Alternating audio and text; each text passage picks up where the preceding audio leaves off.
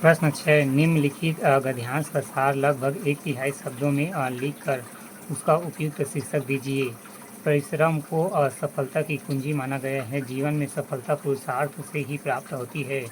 जहाँ भी है उद्योगी पुरुष सिंह को लक्ष्मी वर्ण करती है। जो भाग्यवादी है उन्हें कुछ नहीं मिलता, वे हाथ पे हाथ धरे रह जाते हैं। अवसर उनके सामने से निकल जाता है। भाग्य कठिन परिश्रम का ही दूसरा नाम है। प्रकृति को ही देखिए, सारे जड़ चेतना अपने कार्य में लगे रहते हैं। चींटी चींटी को भी पल भर का चैन नहीं है। मधुमक्खी न जाने कितनी लंबी यात्रा तय कर बूंद बूंद मधु जुटाती है। मुर्गे को सुबह बाग लगाना ही है। मनुष्य को बुद्धि मिल मिली है, विवेक मिला है, वह निठल्ला बैठे तो सफलता की कामना करना व्यर्थ है। विश्व में जो देश आगे बढ़ रहे हैं उनकी सफलता का रहस्य कठिन परिश्रम ही है।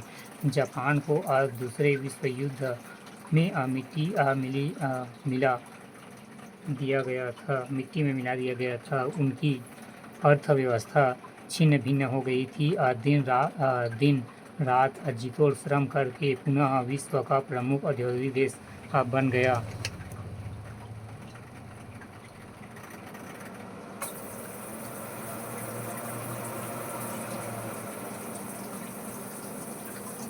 चीन के शोषण से मुक्त भारत में देर से मिली वह भी श्रम बल पर आज भारत से आगे निकल गया। जर्मनी ने भी युद्ध की विभीषिकाएँ झेली, परिश्रम के बल पर संभल गया। परिश्रम का महत्व वे जानते हैं जो स्वयं अपने बल पर आगे बढ़ते हैं। संसार में अनेक महापुरुष परिश्रम के प्रमाण है। कालिदास, तुलसी, टैगोर और गोर्की परिश्रम से ही अमर हुए। संसार के इतिहास में अनेक चमकते सितारे केवल परिश्रम के ही प्रमाण है। शीर्षक परिश्रम का महत्व।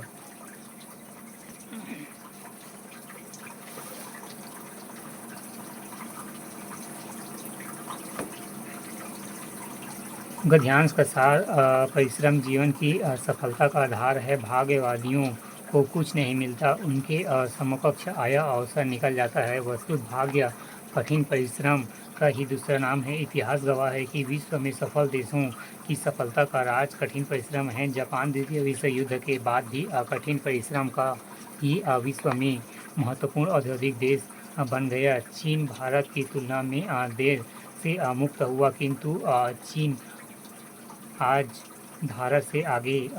जर्मनी ने भी युद्ध में विध्वंस परिणाम देखे, किंतु वह भी श्रम की ताकत से संभल गया। विश्व के अनेक महापुरुष परिश्रम के द्वारा अमर हुए। कालिदास, तुलसीदास, टैगोर और गोर्की परिश्रम के उदाहरण हैं। संसार में इतिहास के अनेक सितारे परिश्रम के प्रमाण हैं।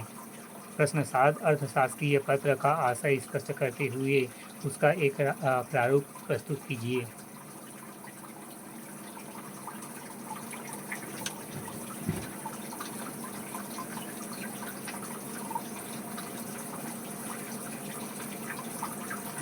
उत्तर अर्थशास्त्रीय पत्र यह सरकारी कार्यालय एवं समकक्ष अधिकारियों के मध्य विचार विमर्श तथा जानकारी प्रदान करने हेतु लिखा जाने वाला पत्र है, जो औपचारिक एवं अनौपचारिक दोनों होता है। अर्थशास्त्रीय पत्र प्रेषक का नाम एवं पदनाम, छत्तीसगढ़ शासन विभाग कार्यालय का नाम, अर्थशास्त्रीय पत्र क्रमांक, पदनाम, स्थान, दिनांक, प्रिय श्री अधिकारी का नाम एवं उपनाम, जुलाई अगस्त महीने में महानदी एवं श्रीनाथ नदी की जल स्तर बढ़ता है और प्रदेश के धमतरी, गरियाबंद और रायगढ़ जिले में अपार जनधन की हानि होती रही है। इस वर्ष में भारी वर्षा होने की संभावना है, जिसे देखते हुए शासन ने यह निर्णय लिया कि प्रभावित जिले में लोगों के समुचित व्यवस्था का ध्यान रखा जाए।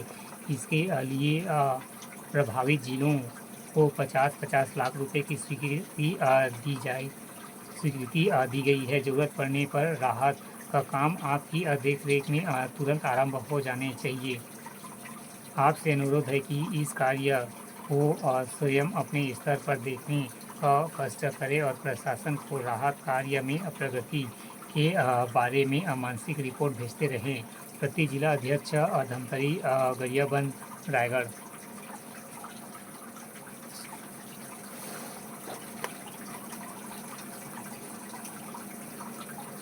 छत्तीसगढ़ लोक सेवा आयोग मुख्य परीक्षा 2013।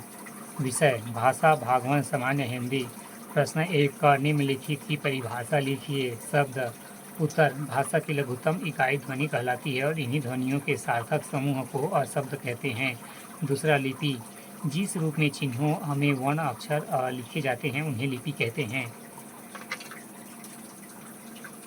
ख निम्नलिखित मुहावरों के लिए प्रस्तावित विकल्पों में से निकट अर्थ का मुहावरा चुनकर उत्तर पुस्तिका में लिखिए।